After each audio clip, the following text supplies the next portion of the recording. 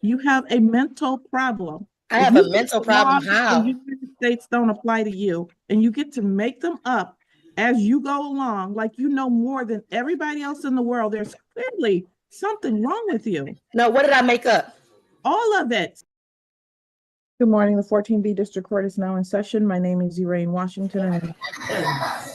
I find everyone's pain funny but my own. I'm French. Mr. Fantera, if you, the court will call the case of the Ranches of Rosebrook versus Anise Battle, case number 25C-1245. Good morning, Your Honor. David Fantera on behalf of the plaintiff.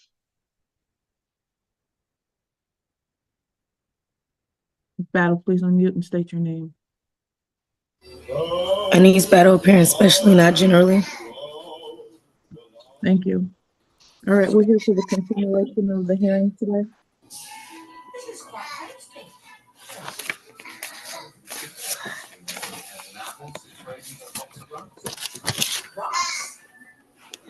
Battle, when you're not speaking, please. You said, can I mute my mic when I'm not speaking? Correct. Thank you. All right, Mr. Fantera, I believe that we are in the middle of your, well, actually it was Ms. Battle's direct. Yeah, I think Ms. Battle was cross-examining Ms. Charles. That's correct. Ms. Battle, are you ready to proceed? Yes. So, Don, do you have a signed lease between me and you in this case? Yes. Did I ever waive my rights or agree to the terms in writing? What's the question? Did I ever waive any of my rights or agree to your terms in writing? Your Honor, I object. I have no idea what that means. Meaning that there are waivers inside of the lease. Your Honor, she's got a signed lease. That lease was, we moved to have that admitted last time, and it was admitted. Ms. Battle did not object. So I don't know what she's asking right now when she talks about a waiver. She signed the lease. Okay, that's fine. Are you aware of the notice of rescission that was sent? Yes. I object. Rescission, we can't go down this road again. Why are we not going down the road? Let him finish his objection, please. Okay. Your Honor, this case is not about rescission. It's about, this is a non-payment of rent, pay and stay case. The question is, how much money does she owe in order to stay in her lease? She believes, and she stated, and she was overruled by Judge Vandenberg, and I believe by you, that her belief that she rescinded her lease and therefore she gets to stay until she finds a new place is not the law, and she should not be allowed to pursue that line of questioning. This is not about rescission, which, by the way, she hasn't done anyway. All right. So your argument is that her question is not a legal question and therefore you object. It's not based upon law. It is based upon, what law is it not based upon? It's based upon common law. You have not proven or stated any laws or facts that back what you're saying. Unlike me, I have. Yeah, but you stated them all wrong. And one of the things you stated was the Magna Carta, which was from the 12th century in England. No, I stated it under common law and landlord-tenant acts. That's not, we're not under common law anymore, ma'am. And that's a part of the problem with sovereign citizens. They think they know the law when they don't. That is well, not. That sounds prejudiced and biased because I'm not a sovereign citizen. So it seems like you're trying to group me in with them, and that I am not. Well, whatever you're using as your basis is still not correct. It is not the law. It's still under MCL and it's under the Landlord-Tenant Act. Overruled. My objection is overruled, Your Honor? No, the objection is sustained. Her question that cannot be asked. So you're saying I can't ask about the contract that's in question? No, I'm saying that you have no basis for asking whether the contract was rescinded or not. Why would I not have basis for asking if the contract was rescinded? That's not the law. You don't get to unilaterally rescind anything, ma'am. Well, again, as I stated, my ruling, I'm not arguing with you anymore about it. Right. It's not an argument. So just let the record show that there is no law or basis to what she's saying. And she has not yet stated any law or fact behind this objection to Ma'am, asking these please questions. move I will on. continue. I will continue. Okay. Did you write me a notice to quit filing this action? A notice to quit? Yes. No. I think she's referring to a demand for possession, A Dawn. demand for possession, yes. No, a notice to quit. No. Right. Do you have proof of delivery or service of any notice to quit? No, I didn't send one. Right. Are you aware that MCL 657-16 requires a notice to quit before initiating an eviction? Your Honor, I object. I object. Miss Battle is confusing the term notice to quit with demand for possession. A notice to quit is how you start a termination of tenancy case. This case was started with a demand for possession. If Miss Battle wants to use the wrong term, she's going to get the wrong answer. The 6 minutes into this hearing, and it's already a legal train wreck. We are watching a niece battle, a woman who truly believes that modern laws simply do not apply to her. She's already tried citing the Magna Carta, but now she's taking on the judge directly. This isn't just a landlord-tenant dispute anymore. It's a full-blown clash of ideologies. Is she a legal genius, or just someone desperately avoiding an eviction notice? Let's see how much more of this Judge Washington can take before she finally snaps. The statute says that we can start a non-payment of rent case with a demand for possession, and that was issued. And if she asked that question, Ms. Charles can answer that question. Is there proof of service? Is there proof of delivery on Battle. that demand for possession? Miss Battle, can you do me a favor, please, ma'am? Yeah. Give me one moment. You cited a statute that I actually need to look up. MCL what? I'm sorry? What was the statute that you Use. cited? Yeah, have you read that statute? Yes, I had read it when I first did this. It uses the term demand for possession. Okay, everybody, please stop talking. It says, a demand for possession or payment shall be in writing, addressed to the person in possession, and shall give the address or other brief description of the premises. It's a demand for possession, not a notice to quit. Okay, so is there proof of service of it on the record? That's a different question, though. So, okay, go ahead. But that's the question I asked next. Once he said that the But I demand for wanted to possession, clarify your question before. I appreciate it. All right, Ms. Charles, please add her question next is there proof? Do you have a proof of delivery or service for that demand for possession? Nope. Nope. Did you know that under MCL that you're required to have a certificate of service or proof of service on the record? Your Honor, I object. She's now, again, she's not using the statute changed 10 years ago so that you now need on a demand for possession a certificate of service. And that's what's at the bottom of the page. If she's looking for a proof of service, meaning somebody going to the door, she's going to get the wrong answer again. And there it is, the classic sovereign citizen trap. Battle is trying to win on a technicality, arguing over the difference between a notice to quit and a demand for possession. But here's the catch. The judge just fact-checked her in real time. In Michigan, a non-payment of rent case starts with exactly what the landlord provided. Battle is literally trying to teach the judge the law while getting the law completely wrong. This is exactly how you lose a case before it even finishes. Does she actually think this will stop her eviction? The term is certificate of service, and I believe Ms. Charles will answer that question differently because there is a certificate of service at the bottom of the demand. So I would appreciate if she's going to cite statutes, she cites them correctly. Okay. That's fine. I didn't cite an exact statute, but I appreciate your objection.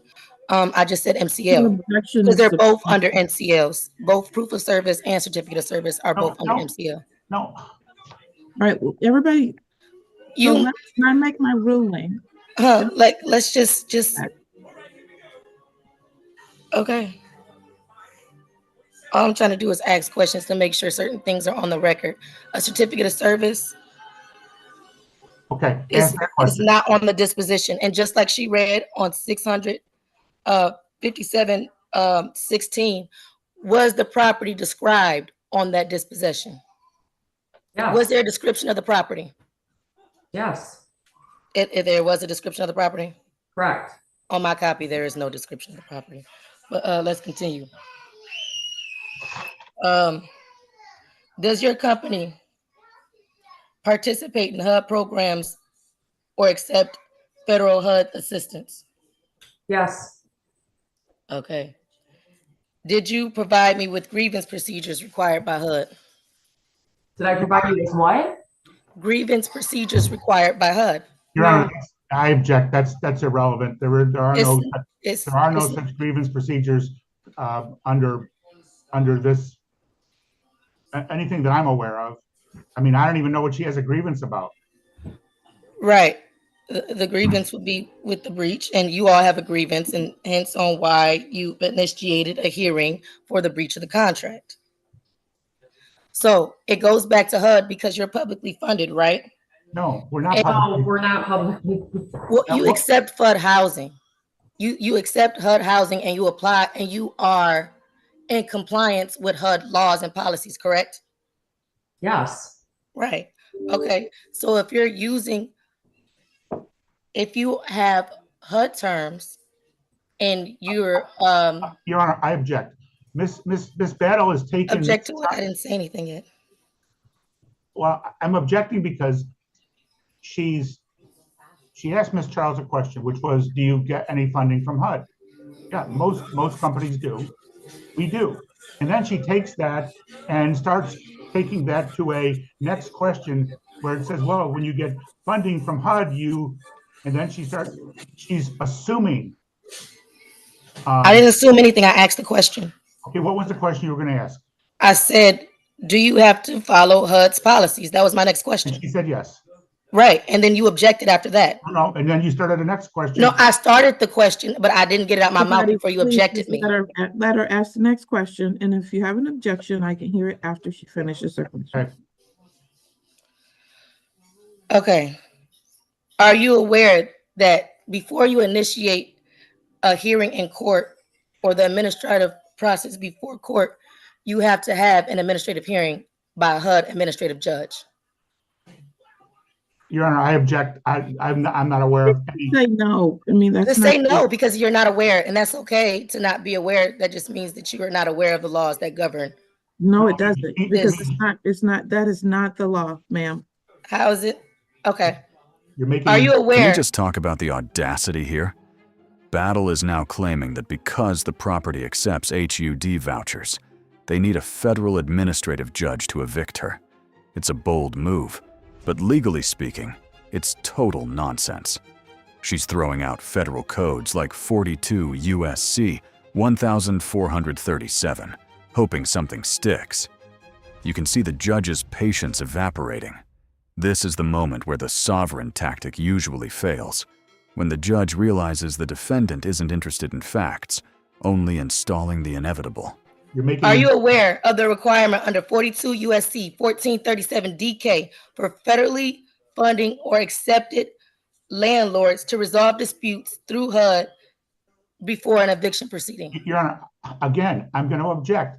The fact that Ms. Charles answered the question about having a relationship with HUD doesn't mean we are a federally funded property. I didn't say that you were federally funded. So let's be clear. Just I read, said either federally funded or get federal funds, which you do if you accept Section 8 and voucher. no, that's not true. Why is it not correct? You had to think about it. Yes, it is correct. Because if you received any type of funds from HUD, which is through Section 8 vouchers or regular vouchers, you get what I'm saying? You receive funding from HUD. We are, do you? I'm not receive saying voucher? that I'm not saying that you're funded and that they give you loans of that nature. I am saying that you are within their practice and policies of HUD guidelines because you accept HUD in Section 8. Your Honor, I object to this whole line of questioning. Ms. Battle does not receive a voucher, and so all of this questioning Well, is, it doesn't matter if I receive a voucher. It matters that you are of that type of entity that needs to go through HUD because you accept those things. So Your you Honor, agree with those terms and policies of HUD. Your Honor, she's making that up again. I'm not making that up. If you're saying that how am I making it up? It's under 42 USC 1437 DK. Battle, It's a Ms. federal Battle, registrar on it. Ms. Battle, you've made your record. My ruling is still that every entity that has to file a landlord-tenant action does not have to go through that process to collect rent, ma'am. That is not how it works. Okay. Okay. You're saying that it doesn't have to, but HUD says that Not a these are debate. the None. requirements, hence why MCL at the bottom is trying to align with HUD guidelines on the same registrar that I'm talking about. You have those codes at the bottom that match up with HUD. Move on. Okay. So, well, obviously, if I can't really get a line of questioning, I'm being objected because he feels it's not right. He is objecting with no laws or facts behind anything he's saying. He's just thinking it off the top of his head. I'm not getting a fair hearing here. Ms. Battle, move on. Move on to, okay. Do you have a copy of the court establishing jurisdiction? Who's that a question for? Dawn, my plaintiff. Your Honor, I object. The court's already said they have jurisdiction over the The property. court said that she had jurisdiction because she said so, and that's non-judicial. Okay. Ms. Battle, move on. Move on to what? If I cannot have, this is not a fair hearing. And again, this is why you're trying to turn this into I'm not trying to turn it into anything. I'm just trying to state the Please. laws, and I'm not trying to argue with y'all about anything. You get what I'm saying? I'm not trying to argue with y'all. I'm just trying to get y'all to state and prove y'all facts, and y'all have not proven any facts. But for some reason are hindering me in this proceeding. And that's why I took this case to the U.S. District Court in Eastern. That's why there's an open case right now with all of you all, because this is just not, and I told the Attorney General, and I told the IRS, and I did everything else, because at the end of the day, please move all on. of this is not right. And Attorney I'm going to grievances. be filing criminal proceedings against you for all these frivolous things that you're filing. If you against feel me. that Move it's on. frivolous, that's fine, but it's not. My Well, rights what and the my Attorney rights are General not said. frivolous. Please move on. It's honestly, if I can't have a fair hearing, nobody has any facts. Y'all talked about constructive possession. Nobody wants to talk about that. Y'all keep saying that I rescinded a contract unilaterally. That's not the case. It's called notice. And when a notice goes unrebutted, just like if I was to come here, if I was to get that notice of dispossession and get a notice of a hearing, and I missed that hearing because I did not rebut, that would constitute as cross-examination. If you're not going to ask appropriate questions, then I'm just going to silence you. So you get the opportunity to ask your questions, or you can just be silenced. I don't have a real opportunity to ask the questions. So at this point, like I said, I'm just going to have to get the federal court involved and get the marshals, because I don't know what you all are going to do. You all have not been acting in honor and with good faith. So I don't know. I'm stuck on what to do. The integrity of the court is questioned. With you. I don't know what that is, but you should seek some mental health. Because something's wrong with you. You have a mental problem. I have a mental problem. How? The United States don't apply to you, and you get to make them up as you go along, like you know more than everybody else in the world. There's clearly something wrong with you. No, what did I make up? All of it. What? Be specific. No, be specific, because now you're lying on the record. This is perjury. I didn't make nothing up. 42 USC definitely applies to this case. All right. Jurisdiction is a threshold. Ma'am, if you don't stop, I'm going to remove you from the court proceeding. So, Mr. Fantera, apparently we're not going to have a reasonable hearing here today, because Ms. Battle feels as though the laws are very different for her as opposed to everybody else in the world. I'm not certain how to handle this going forward. You have submitted your documentation, and she wants to argue stuff that's not law, regardless of my rulings. So therefore, I'm not sure what to do with respect to your case. I would ask for a directed verdict. She hasn't said anything that is a defense to my action. And I submitted a proposed judgment this morning. There's rent owing in the amount of $3,432.42, court costs of $177 for a total of $3609.42. We would ask for a judgment for possession with a writ after 10 days, and she can avail herself of whatever procedures she can in another court. So you're saying that none of my objections is valid towards your claim. So having a valid contract is not an objection. Oh, because you're saying that because a notice was given and unrebutted, it's not of law. That's what you're saying, right? Yes, that's not the law. It is. It's the law. It's Wells versus Zendaya of Michigan. It is. It's All right. backed in case law. And y'all keep muting Ma'am. me. It's okay. Because he can talk, but I can't talk. Ma'am, you've argued that over and over, and I've ruled that it's not. You can file your appeals, file all the things you're filing, but when you file false liens against people, that is a crime. It's not a false lien. You got defaulted on a private side, and you know that. Okay, whatever. All right, Yeah, so well, what I'm going to do is grant your judgment in this particular case because I've given her an opportunity to present defenses that are real, and she has refused to do that. I didn't refuse to repent defenses. You didn't ask me about my piece of the case. I only got to cross-examine. You didn't ask me about my defenses. What are your defenses, ma'am? And rescission is not one. I've ruled that it's not. I'm sorry. I know you heard me. No, I didn't. You said, what are your defenses? And I didn't hear the last piece. Your rescission is not a defense. Okay, that's fine. It is your defense. Right, because, you know, threshold matters are not an issue. But again, like I said, the fundamental objections and a counterclaim, object to the subject matter jurisdiction. You all accept and receive housing funds, making the subject We're matter. going down the same road. Okay, listen, stop. I didn't cut you off. I didn't cut y'all off. You just asked me what my defense was. And all right, I'm done. wow. You're asking me what my defense is. I can't. Take her out. I've asked her 3 times to stop this. All right, I'm going to grant your judgment in this particular case. Your Honor, are you going to check the box after hearing? Yes, Thank you. thank you. I'm Thank sorry you, you had Judge to go, Washington. I'm Thank sorry you. you had to go through that. All right, thank you. Thanks. Appreciate it. In the Bye. end, magic words couldn't save Anise Battle. Judge Washington granted the judgment for possession, ordering Battle to pay over $3,600 or face eviction in 10 days. This case is a perfect example of why trying to outlaw a judge with internet theories is a losing battle. The court ruled that if you don't pay rent, you don't get to stay. It's that simple. But what do you think? Was the judge too harsh, or did Battle bring this on herself? Let us know in the comments. If you enjoyed this breakdown, hit that like button, share this video, and subscribe for more insane courtroom drama.